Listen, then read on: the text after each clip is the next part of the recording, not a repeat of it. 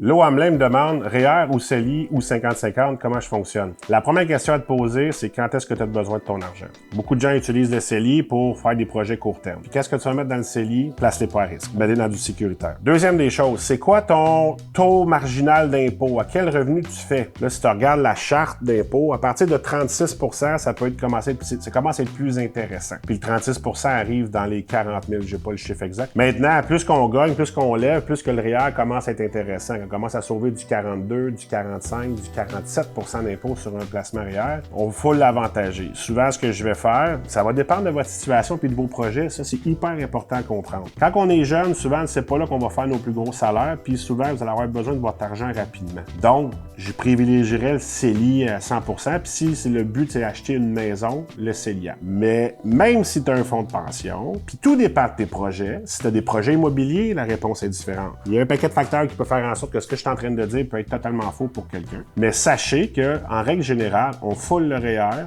on prend les retraits, on prend les retours d'impôts qui viennent avec, puis on le met dans le CELI. Ça, c'est une super de belle façon de diversifier ces régimes fiscaux. Parce qu'il faut savoir que le CELI est limité. Le REER, c'est 18 % de vos revenus. Le CELI, c'est un montant fixe, c'est 7 000 à chaque année. Puis là, si vous n'aviez pas 18 ans en 2009, mais vos montants sont plus restreints. Fais-tu 4 ans que vous avez 18 ans? Ça fait-tu 10 ans que vous avez 18 ans? Mais c'est toujours une question d'horizon de placement, savoir où c'est qu'on va le mettre. Puis après ça, ce qu'on va mettre dedans, rencontrer quelqu'un de Planico, puis il va vous le dire.